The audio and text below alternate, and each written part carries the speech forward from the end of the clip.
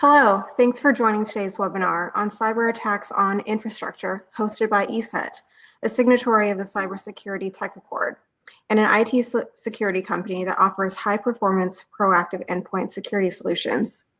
Last year, the Tech Accord announced a new partnership with a global forum on cyber expertise to strengthen capacity building through the exchange of best practices.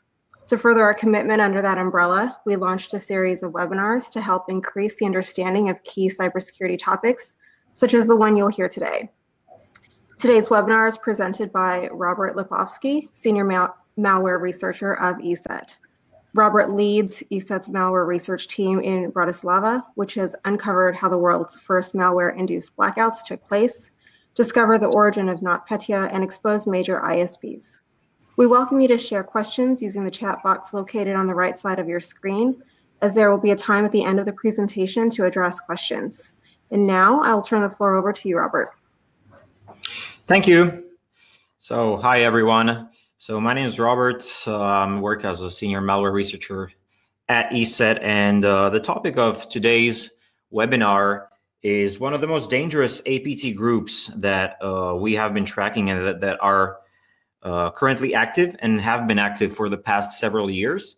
So this is just part of the things that our malware analysts and researchers spend their time looking at. The other groups, the other APT groups are, for example, SEDNet or APT28, which is also pretty well known, especially for the alleged hacks of DNC, electoral tampering with the elections and stuff like that. So we're not going to be talking about that group, even though that is also a very interesting topic. We'll be talking about a different group, which has been focusing quite heavily on the infrastructure side, critical infrastructure, and generally speaking, high value targets. So, but before we get to that topic, let me just say a little bit about who we are for those of you in the audience who don't know ESET. So we're a global cybersecurity company based in Bratislava, Slovakia. And we have branches, we have regional centers all over the world. And we also have customers in over 180 countries, so virtually any country. Presuming that the majority of the audience is from the US, so our North American regional center is in San Diego. But as you can see on the chart here, we have representation in different corners of the world. So with that network, we have over 100 million of our own users, and we are also proud to have been chosen by Google for the official protector of Google Chrome. So that's the company in a nutshell. This is where I personally and my team operate from. This is the heart of the virus lab, as we colloquially call it.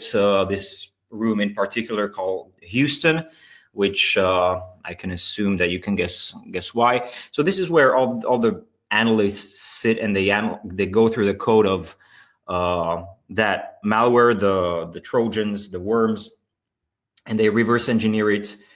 They try to find out where it comes from, what the attacker's objectives are, how the malware operates, and effectively suggest best ways to detect it and make sure that our detection and protection mechanisms are in place. So it is from here that all of the things that I'll be talking about throughout the webinar today actually originates from. So I talk quite a lot about malware researchers. Many people think of different things when I say that. What do? I research malware.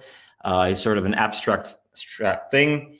So yeah, we basically go after cyber criminals, but not only after the cyber criminals, which are the criminals in the strict sense of the word for financial gain, but also APT groups, targeted attacks, such as the ones we'll be talking about here. So without further ado, let's cut to the chase and talk about the beginning of these infrastructure attacks, which happened a couple of years ago. It was December 2015, when over 200,000 people were left in the dark in Ukraine. So this was the first ever blackout in history caused by a cyber attack. It affected several regions across the country of Ukraine at the same time. So this was a very well coordinated attack, and it was the first case that we know that hackers, that malware operators accomplished this. So this was obviously on a really large scale, and it immediately drew our attention. So our colleague, specifically Anton, who was the main researcher, Anton Cherepanov, the main researcher looking at these things. So it was quite a busy holiday time for him. And we discovered that this blackout was facilitated by malware, which we have been tracking even before this incident happened, and malware which is known as BlackEnergy. And we have been tracking BlackEnergy for quite a while. Before I go into a little bit more detail about BlackEnergy and what makes it stand out from other malware families and why it's significant, I'm going to show a video which illustrates how this happened. And this is important because BlackEnergy, it operated as basically a general purpose cyber weapon. So it was a modular piece of malware that allowed the attackers to harvest credentials, to gain access to those parts of the network in the power grid, in the electrical distribution substations that they needed to get access to.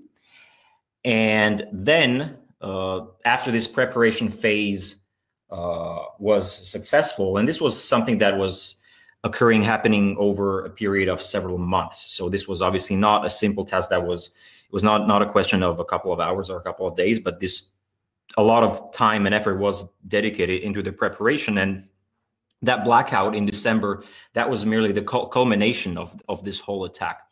So this is actually an interesting video that shows how the attackers were remotely accessing one of the workstations at one of the substations. So this was shot by one of the operators at those substations. And the point being, look, somebody is remotely accessing my system, and it's not me who's touching the mouse or the keyboard.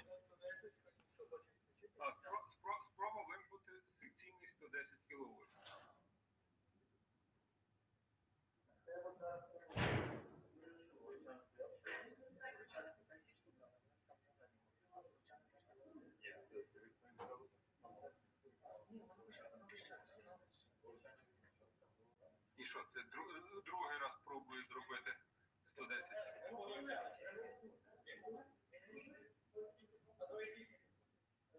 А може це айтішники роблять?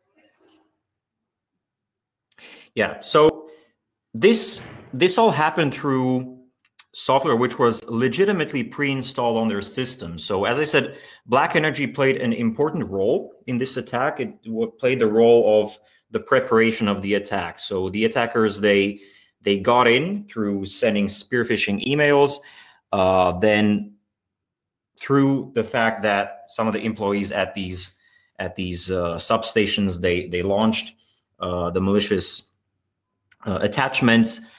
They got foot into their infrastructure. They were able to crawl the network because BlackEnergy had modules, had functionality for network traversal.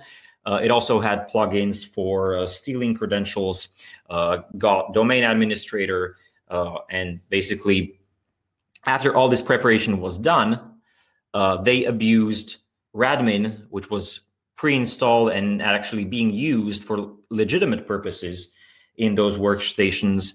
So that was what you saw in the video, somebody remotely accessing their systems.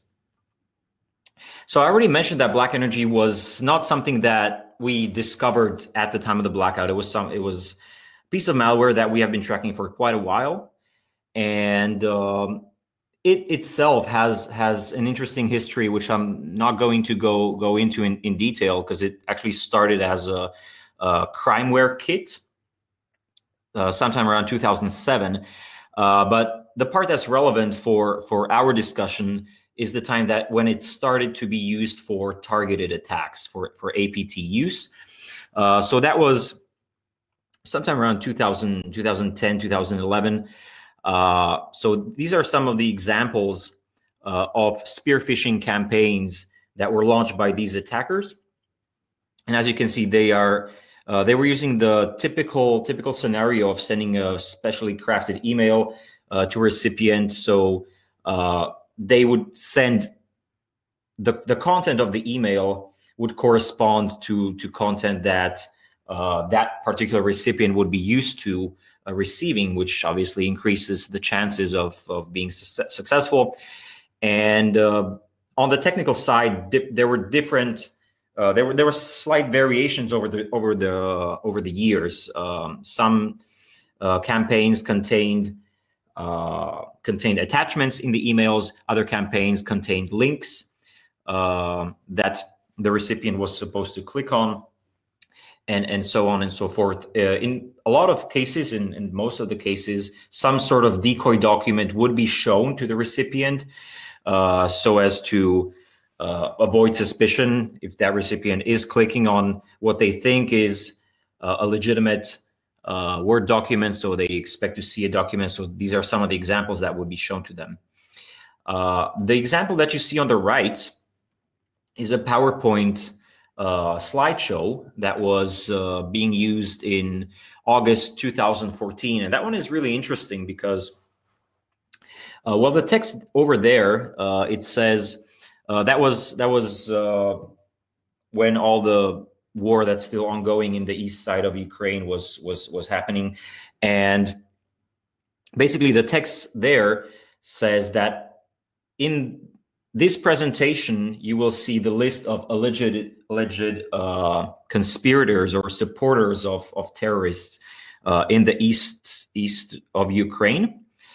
And this was actually not just any random presentation, but it was actually a 0 point that we discovered in Microsoft PowerPoint.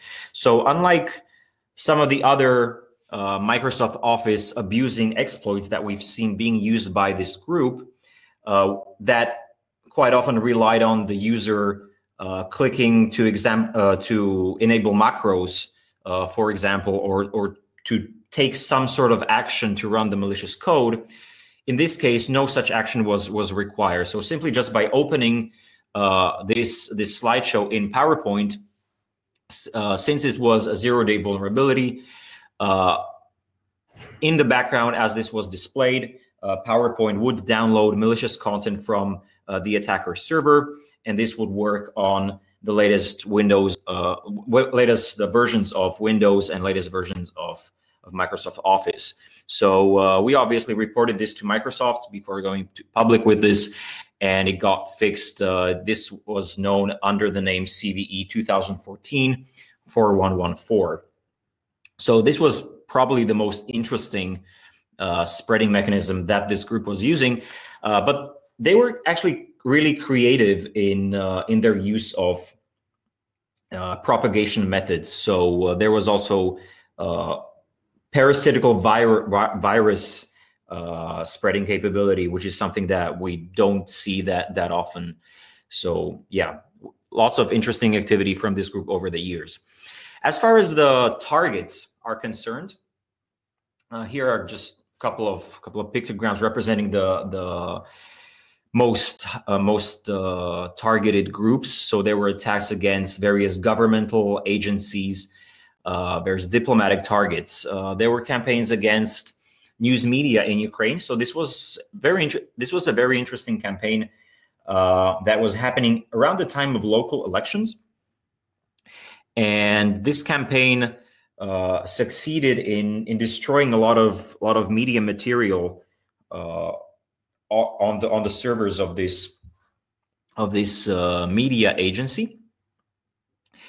And as from the technical side of things, it's interesting because they were using destructive functionality to wipe those files called kill disk. And I'll talk about kill disk several more times throughout the presentation because it's interesting, and it's a component that has also allowed us to tie various activities of this group. So basically, the whole research work that we were doing is oftentimes as putting together pieces of the puzzle. So we see some sort of malicious activity we detected on the systems of our clients, but we don't always know that this activity corresponds to this malicious actor that we're discussing. So every little pieces of the puzzle, every little bits of clues, they raise our confidence into being able to make these assessments.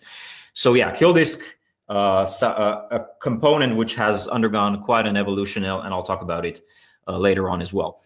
So the other targets that were quite notable in the BlackEnergy activity was transportation. So there was Ukrainian railway, there was Kiev Borispol airport, for example, and of course on the right there was the power grid, which I began this part with. So some of you in the audience, you might recognize these strings that are highlighted here. So this is a little cultural reference that was being used by this group around that time, 2014, 2015. So these are references to Dune.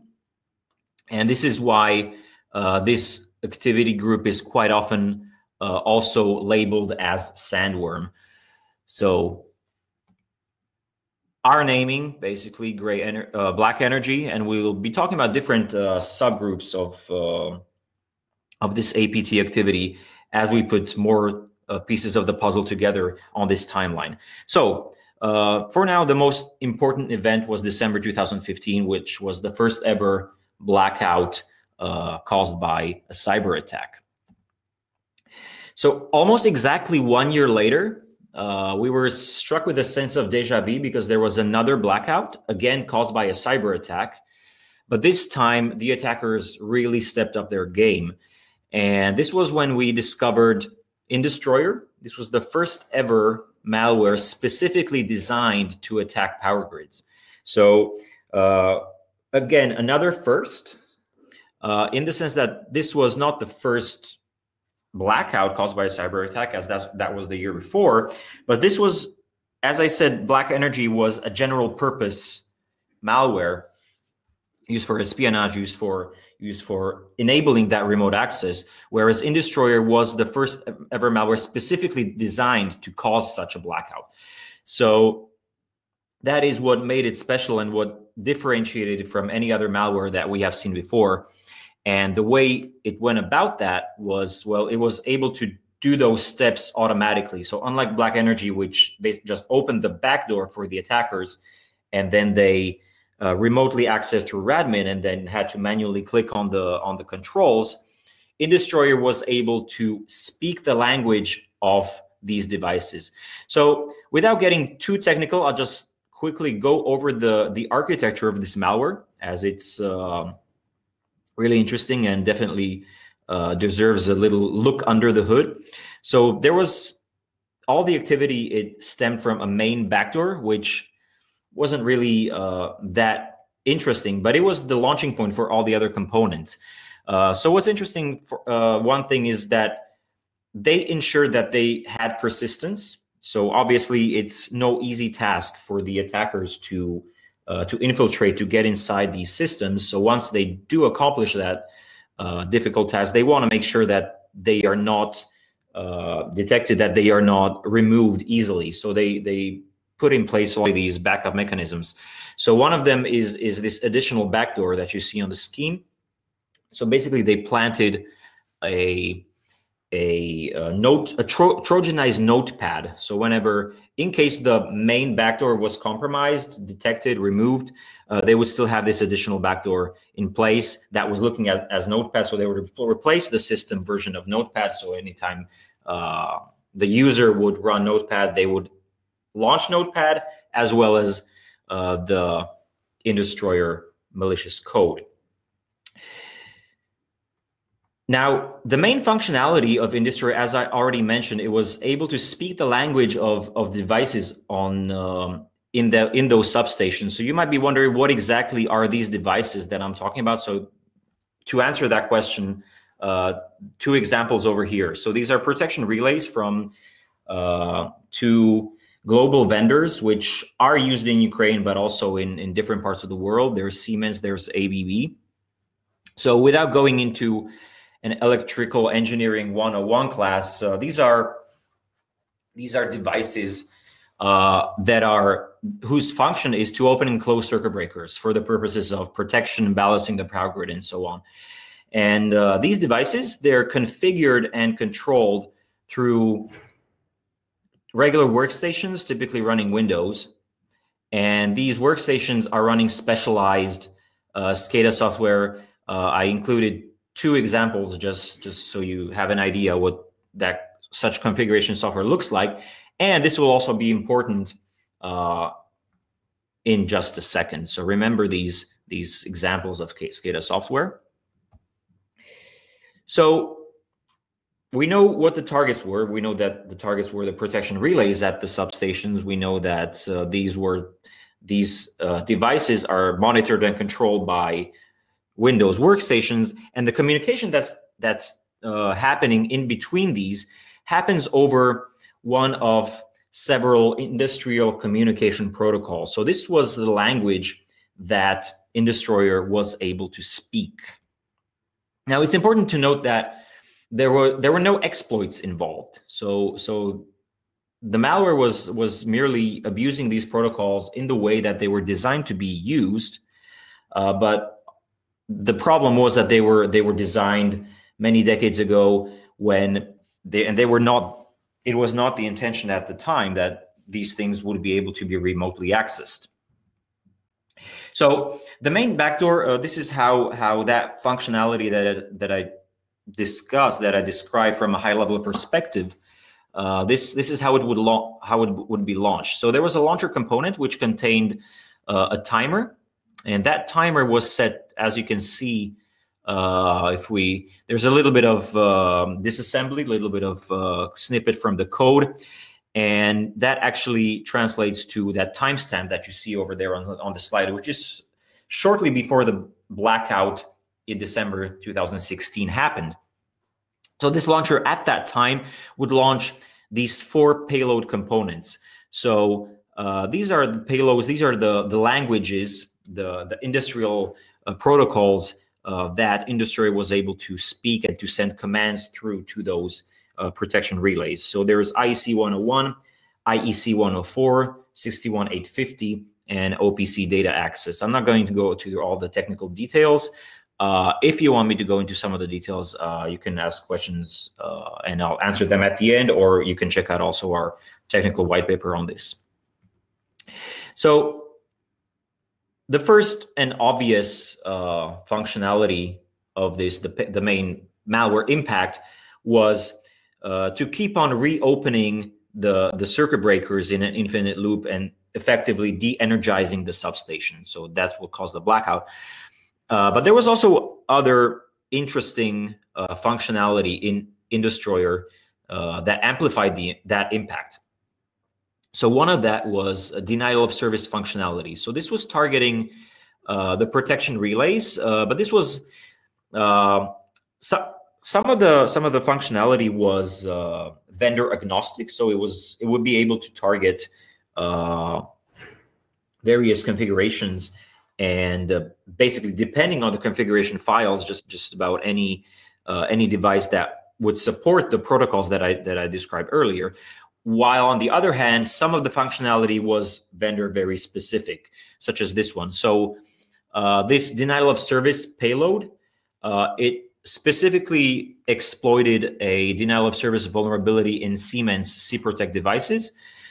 This was not a 0-day, so this was a known vulnerability, a patched vulnerability at the time when that attack happened.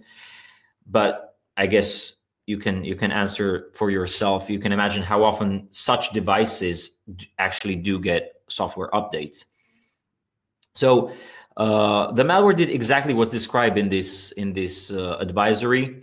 So it was sending specifically crafted UDP packets to port 50,000, which is exactly what we described, what we discovered in this code.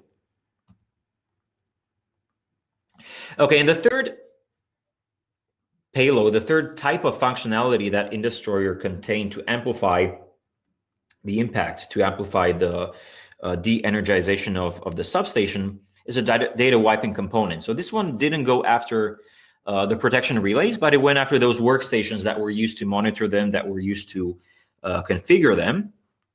And it was going after that SCADA software that I showed you a couple of slides earlier. So this would look for configuration files belonging to those SCADA software. So you can see some of those listed on this slide here.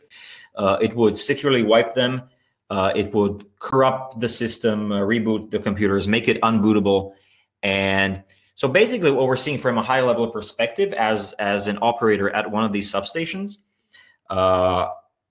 basically the electricity is out because the protection relays are continuously being bombarded by one of those 4 main payloads, and in an infinite loop opening circuit breakers. Some of your protection relays are not responding because of that denial of service functionality. And when you try to sit down and fix the problem, you find that your SCADA software is gone. So not the ideal scenario. But it's actually really interesting here because the impact, what happened on that night, actually didn't correspond that much to the caliber that InDestroyer definitely is. So as I described, it's one of the most sophisticated pieces of malware that we've ever discovered, and one of the most, and definitely the sophisticated piece of malware that I personally have looked at. And what the attackers accomplished with that, well, they did cause a blackout. They went after the Kiev North transmission substation. So in comparison to the blackout of 2015, that went up after several, but that was electricity distribution. So as we know, electricity is generation, transmission, and distribution. So this one was targeting a larger facility that covered a larger region. But on the other hand, the blackout, it only lasted about an hour, around midnight. So while of course it is alarming that such a thing happened, we can all probably agree that causing a 1-hour blackout around midnight is probably not the worst thing that the attackers could have accomplished with such a potent cyber weapon. So there are various theories, of course, as to why that happened. Perhaps there was, well, and I believe that it's a combination of the different explanations. So the purpose of this was most likely it was a test. It was a demonstration of capability on behalf of attackers. They likely didn't succeed fully in what they were trying to accomplish. I believe that they wanted to do more damage.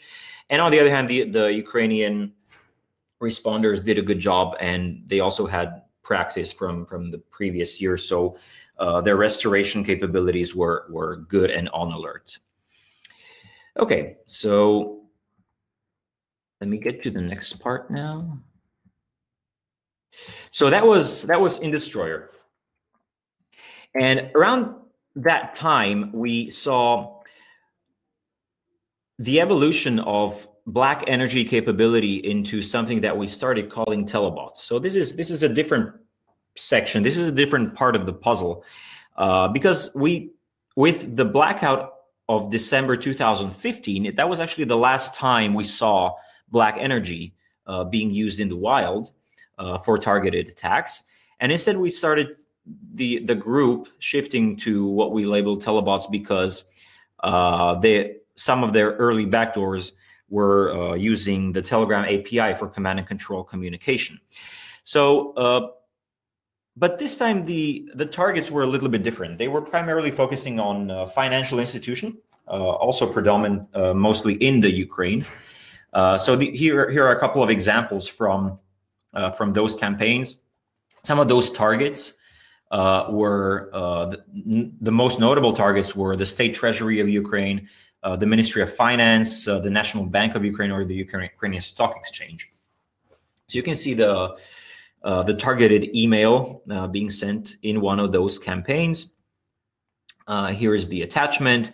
That here, as I mentioned earlier, no 0-day, nothing that sophisticated happening. Just the simple please enable content, and once the recipient does that, then they are compromised.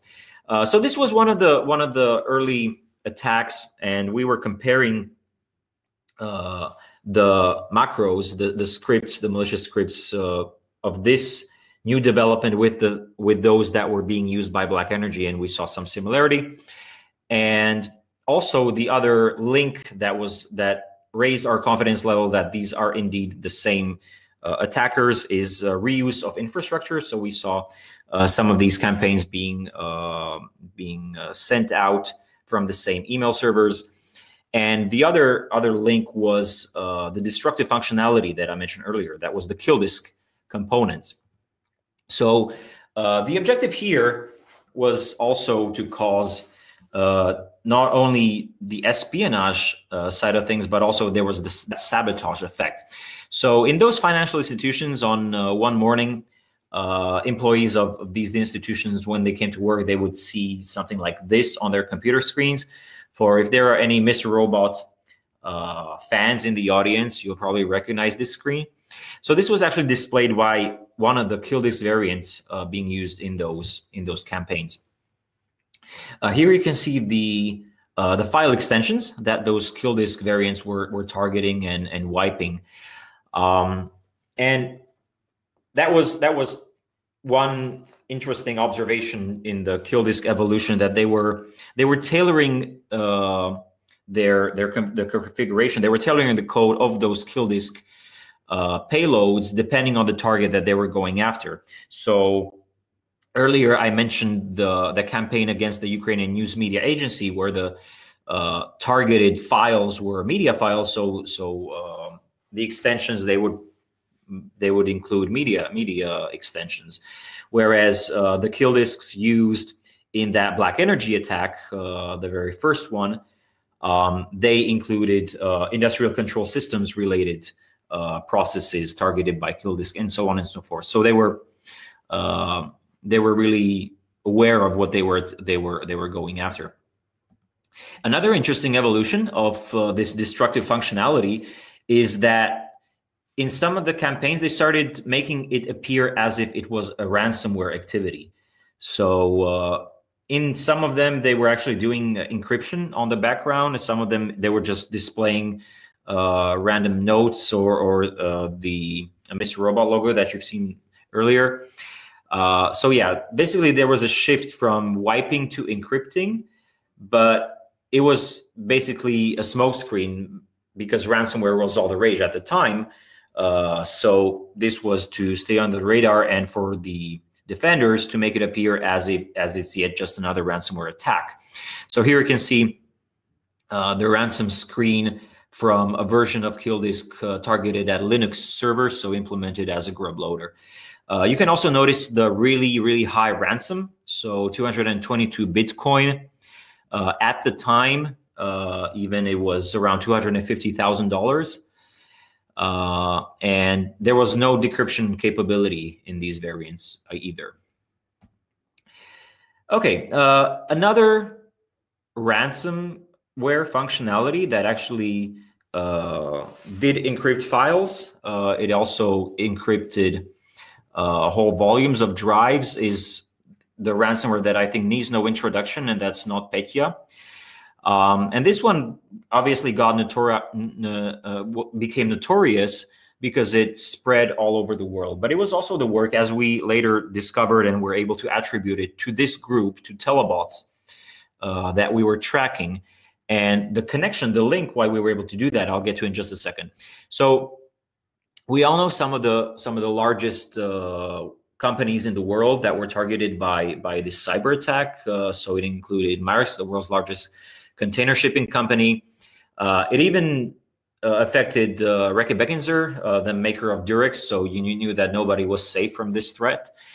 And here are some of the disclosed figures of lost damages from these companies. So this was really, really huge. And to sum it all up, this has become to be known as the most destructive cyber attack in history.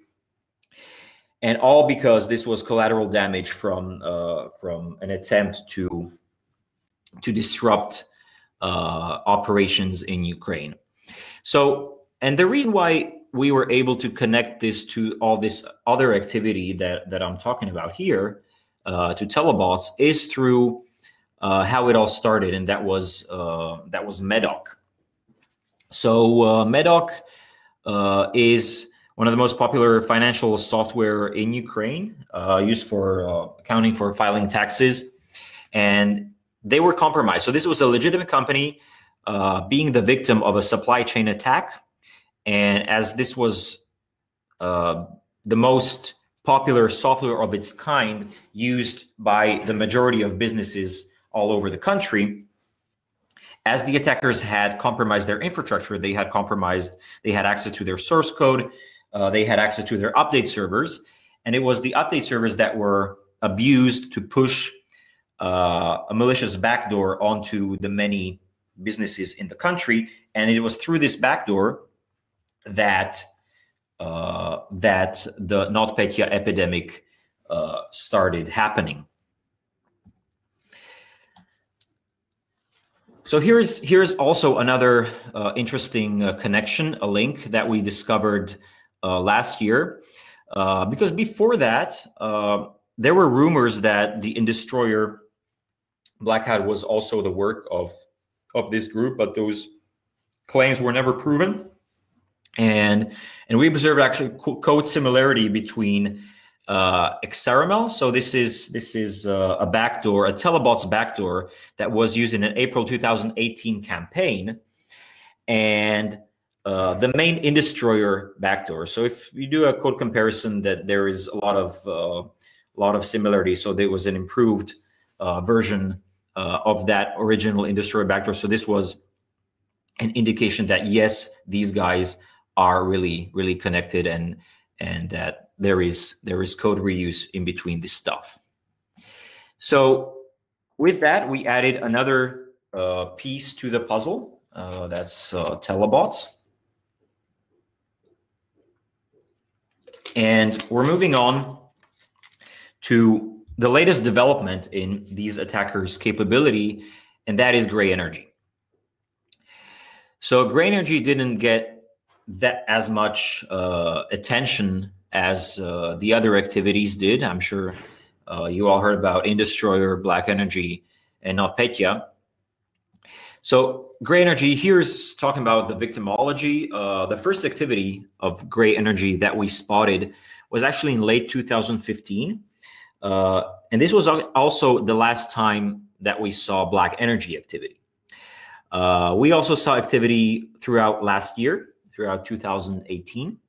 As far as the types of victims are concerned, the #1 targeted industry has been energy companies, transportation companies, and other high-value targets. And just like with BlackEnergy attacks, and not just the power grid attacks, but with all the attacks that we tracked through the years when BlackEnergy APT was active, the #1 targeted country was Ukraine, and the #2 targeted country was Poland. So a lot of similarities in victimology. The timeline adds up, and also other links in the code and the modus operandi and the style of operation. So these are just some of the reasons which led us to believe that GreyEnergy is the evolution of BlackEnergy. So here you see an example of how GreyEnergy was spreading in those campaigns. So this was the first spreading mechanism that we discovered. This was the traditional targeted email showing a decoy document asking you to enable content. But we also discovered another interesting scenario, and that was through compromising vulnerable public-facing web servers. So that's the middle section that you see here in the diagram. So when such a vulnerable web server was hosted internally and connected to the rest of the targeted organization's network, the attacker would attempt to exploit that and then move laterally to other workstations in that network.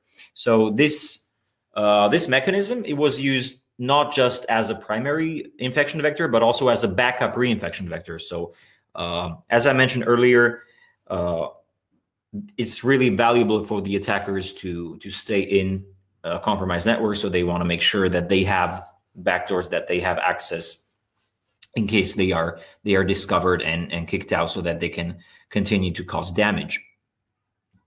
So similarly to BlackEnergy, GreyEnergy is also a modular malware framework, and its functionality depends on the modules, on the plugins that the attackers push onto their victims. Here you can see a list of the different plugins that we know of, and with the description of their capability. So you see the typical things that you would expect from a malware of this kind. You see keylogging, password stealing, screenshot capability, and so on, stealing files, and so on. One thing that we observed when we compare BlackEnergy to GreyEnergy is that GreyEnergy puts an even greater focus on stealth. So one of the techniques, part of their MO, is only to push selected modules to selected targets and only when needed. So they don't push all of these plugins at once. Also, some of the energy modules, they're partially encrypted and using AES-256. Some of them, they remain fileless. So they're running only in memory with the intention of hindering analysis and detection. Also, to cover their tracks, typically GreyEnergy operators would securely wipe the malware components from the victim's hard drives. So to sort of give an overview of the GreyEnergy TTPs, I mentioned the selective module use. Also, an interesting techniques that they're using are internal CNC proxies. So they would set up proxy command and control servers within the network, and it would be through that the infected bots, the infected clients, would communicate to their actual remote CNC through these proxies. So it would be basically also a stealth tactic, as it's less suspicious to a defender to see that multiple computers are talking to an internal server rather than a remote one. So also something shared MO between BlackEnergy and GreyEnergy. A lot of their CNC servers, they operate as Tor relays, which gives, again, attackers, basically it's an OPSEC, looks like an OPSEC requirement for them to connect to their CNC servers through Tor. And also really interesting finding that also puts these pieces all together is the discovery of ransomware. You might notice this, you might recognize this ransom screen, which is the ransom screen of GreyEnergy, which is the very early version of Petya that the infamous NotPetya was loosely based upon. We're calling this variant Moonraker because of a reference. They're calling their DLL as Moonraker DLL, possibly a reference to the James Bond movie. And the reason why this is most interesting is because this was an early version of the infamous NotPetya, the most destructive ransomware in history. And this was discovered by being launched by GreyEnergy half a year before that happened. So this was discovered in December 2015, whereas the global epidemic of NotPetya happened in June. So this also ties together all of these activities. So wrapping up the GreyEnergy part, I mentioned already that they're mostly after energy companies, not exclusively, but this is the number one targeted sector. They're also looking for industrial communication control workstations. They're workstations running SCADA software. Also, an interesting observation is that some of the modules of GreyEnergy that we discovered, they were signed by a certificate stolen from an industrial manufacturer called Advantech. So basically, a company, a Taiwanese company manufacturing industrial and IoT hardware. So these were most likely stolen, just as had happened back in the days of Stuxnet. Okay, so that is the last piece of the puzzle that we've put together. Basically, as I said, we saw two parallel streams of activity after BlackEnergy stopped being active. So there was TeleBots and there was GreyEnergy. TeleBots going after slightly different types of targets. TeleBots being more about cyber sabotage and disruptive functionality, whereas GreyEnergy being more after espionage, being after reconnaissance, being the preparation phases of the attack. So to finish off, the obvious question, who is behind this? Well, you can read up a lot of reports in world media as to who might be behind this, and we can neither confirm nor support the claims of various intelligence agencies. All of these findings were based on hard facts, based on our investigations, and we leave the attribution itself to law enforcement and intelligence. But we do have a better answer to the question why. What's the purpose? What's the goal of the attackers? So with GreyEnergy, we definitely see that their MO and that their motivation is espionage and reconnaissance, just as was the case with BlackEnergy a couple of years before this. So we don't know what their ultimate end goal is, but this, if it continues as was with the BlackEnergy attacks, it might very well be the preparation phases before other sabotage and destructive attacks. So, and with that, I'm almost finished with the presentation. In case you're interested in following up news on this and any further developments as we continue tracking this group, not just this one, but also a lot of the others, you can check out, you can follow us on We Live Security, where we publish the most recent research. And that's me on the right, and on the left is the main researcher who was behind these analysis and this tracking of this family, Anton Cherepanov. And with that, I thank you for your attention, and we have some time for questions. So let me switch.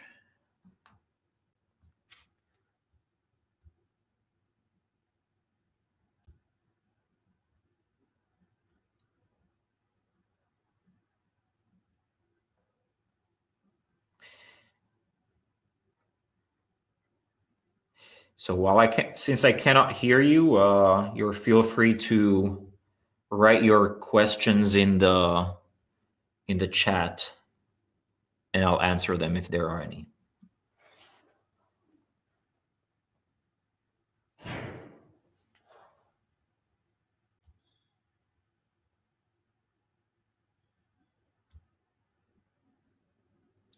Okay, and if there are no questions, then you see the contact information on this last slide, so feel free to reach out should any questions come up. And otherwise, I thank you for your attention.